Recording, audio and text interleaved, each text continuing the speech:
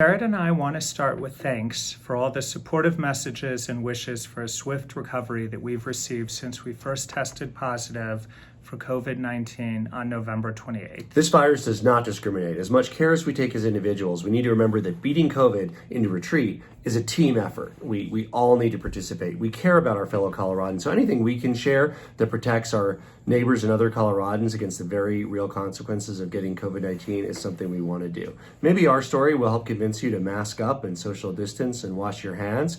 I'm grateful that my symptoms remain mild. I never felt very ill or required treatment. Our family doctor recommended a baby aspirin each day, so I took that. Now, some of you may have learned that often the more serious risks of COVID-19 don't begin to show up until day 7 or 8 after infection.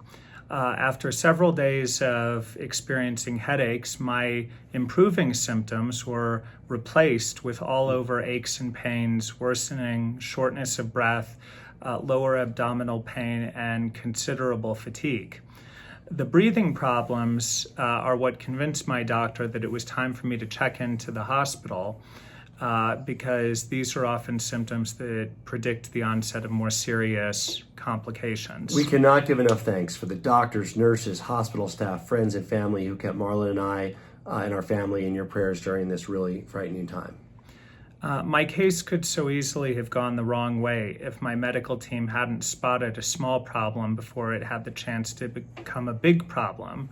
My inflammatory markers were 10 times what they would normally be. And that led my doctors to begin me on a 5-day course of dextromethasone, a corticosteroid to lower my CPR values and avoid worsening inflammation.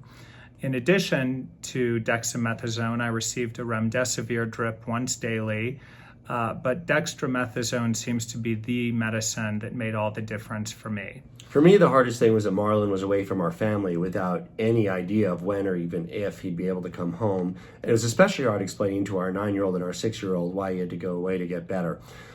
Luckily, a couple days after being admitted, having responded well to the dexamethasone, Marlon was cleared to be discharged, and so I drove and picked him up. Now, it's important for everyone watching to know that my recovery is not yet over, and I still need monitoring.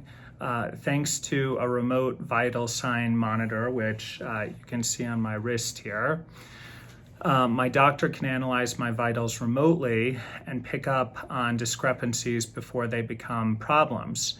I really want to spare my fellow Coloradans the same experience I had that my family had. This is a serious disease, friends. Don't assume that if you get it, you'll automatically have a mild version.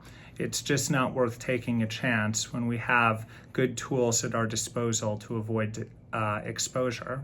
If someone argues with you that mask wearing doesn't work because they know someone who wore a mask and still got it, tell them they have it completely wrong. Masks do work. They reduce your personal risk by about half and can help end the pandemic when we all wear them.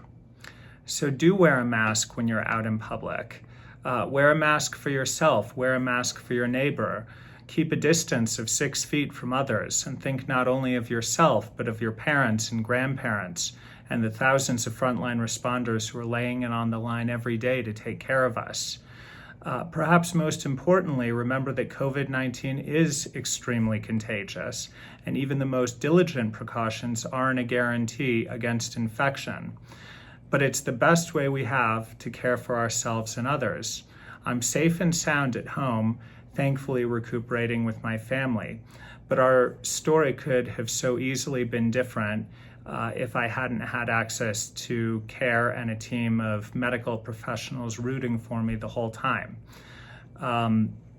We know that hundreds of thousands of Americans have had to pay the ultimate price to this virus, and we don't want that to continue happening, and we know how to stop it.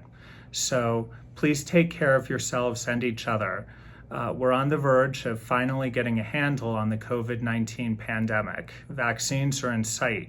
So let's stay disciplined now, and we'll celebrate when the time is right. Thank you.